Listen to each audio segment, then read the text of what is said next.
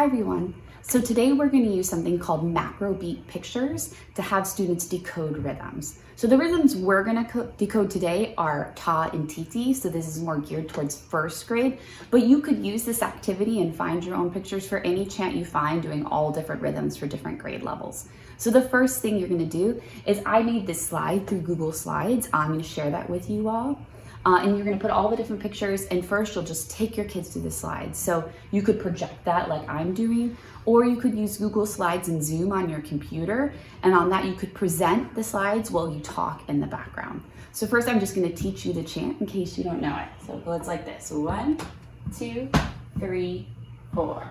Bee, bee, bumblebee, stung a man upon his knee.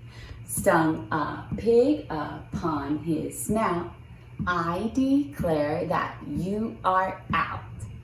And in order to teach your kids that chant through the video, you can use all different voices. You can use your whisper voice. You can use your bee, bee, bumblebee singing voice. You can use your shouting voice. I'm not going to shout right now because my baby is sleeping.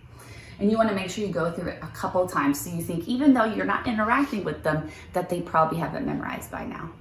Then you're going to go over to the bees and you're going to say, okay guys, I want you to keep a steady beat. You can either keep a steady beat in your lap or you can point to the bees along with me and go through the whole chant. Bee, bee, bumblebee, with that really solid beat.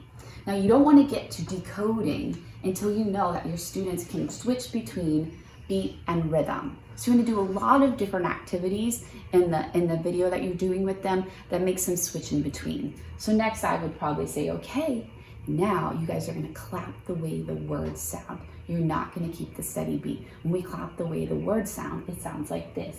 Bee, bee, bumblebee. You go through the whole thing that way. Then you say, I'm going to make this really tricky. I want you all at home to keep the rhythm while I keep the steady beat. So you're going to clap the rhythm while I point to the bees. You can also encourage them at home to pause and keep the beat in their feet while the rhythm's in their hands. Bee, bee, bumblebee. You could encourage them to send you a video of themselves doing that, or maybe they can tap the beat on the shoulder of a family member while someone else taps the beat or the rhythm on their shoulder, and alternating between things like that. You could stretch it out to several lessons.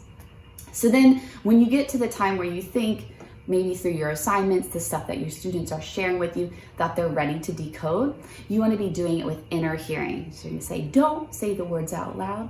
Put the words in your head on your lips like this while we do it.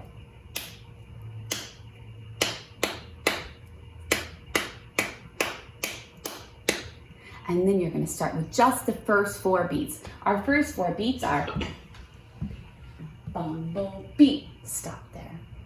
And you're going to say, how many sounds do you hear on the first beat?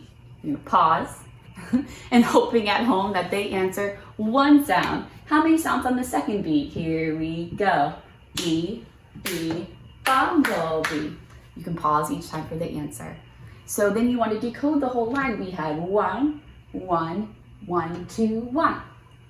So we're going to use the words ta and titi. Those are what we're going to call those rhythms. Ta, ta, titi, ta.